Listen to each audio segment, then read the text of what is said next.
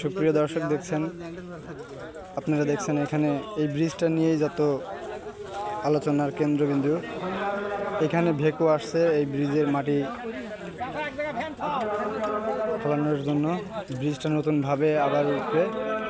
এখানে এই ব্রিজকে কেন্দ্র করে আজ 17 বছর এই ব্রিজের কারণে ভোগান্তি। এখানে আমাদের মাঝে আছে আমাদের রাসেল ভাই। উনি খুব কড়াভাবে তদারকি করছে।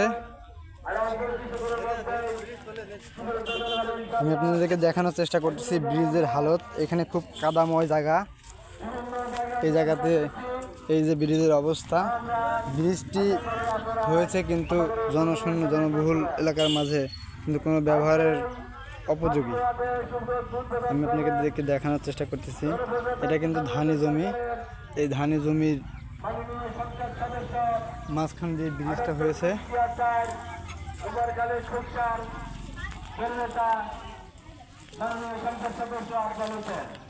ইতিমধ্যে আমাদের মাঝে আছে আমাদের সাব্বির ভাই। ওনার মুখ থেকে কিছু শুনি যে ওনার কাছে এমপি আসাতে ওনার কীরকম অনুভূতি। আসসালামু আলাইকুম ভাই। আপনাদের এখানে এমপি আসাতে আপনার অনুভূতি কীরকম, আর বিষয়টা এলাকার উন্নয়নের জন্য আপনার কি কি আবেদন আছে? এখানে একদম প্রত্যন্ত অঞ্চল। এটা আমরা যে আসনে আছি কুমারখালী, এটা একদম বিচ্ছিন্ন এলাকা। এখানে এমপি আসা আসলে একটা দুঃসাধ্য বিষয়। এখানে অন্যান্য সময় এতে এমপি আসে নাই, আবার এমপি হওয়ার পরে আসা এটাও তো আবার অনেকটা জটিল বিষয়। কিন্তু আমাদের এমপি মহোদয় ইতিমধ্যে একবার এসেছেন এমপি হওয়ার পর, আবার আজকেও আসতেছেন। 6 মাসে হয় নাই। এটা খুব একটা জনগণের সঙ্গে তার সম্পর্ক ভালো বিধায় আসতেছে, এবং উন্নয়নের যে একটা প্রকল্প উনি হাতে নিয়েছেন আমাদের কাছে অনেক ভালো লাগছে। অবশ্যই অবশ্যই। তার কাছে আরও একটা আবেদন থাকবে যে এই রাস্তাটা আসলে অনেক দিন ভোগান্তিতে ছিল।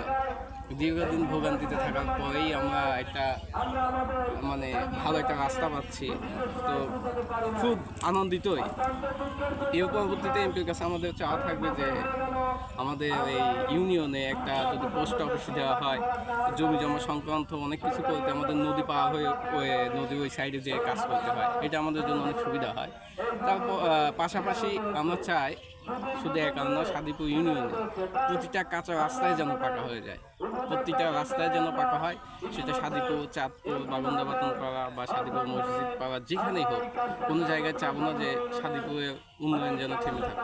আমরা চাই সাদিপুর ইউনিয়নের প্রতিটা গ্রাম, প্রতিটা পাড়া, প্রতিটা মহল্লা, প্রতিটা অঞ্চল যেন উন্নয়ন হয়, এবং এইখানে যেন একটা পোস্ট অফিস এবং আমাদের যে স্বাস্থ্য ক্লিনিক আছে এটা যেন উন্নয়ন হয়, শিক্ষা প্রতিষ্ঠানগুলো সামগ্রিক উন্নয়ন হয়।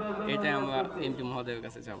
ধন্যবাদ সাব্বির ভাইকে, সাব্বির ভাইয়ের মূল্যবান বক্তব্য দেওয়ার জন্য।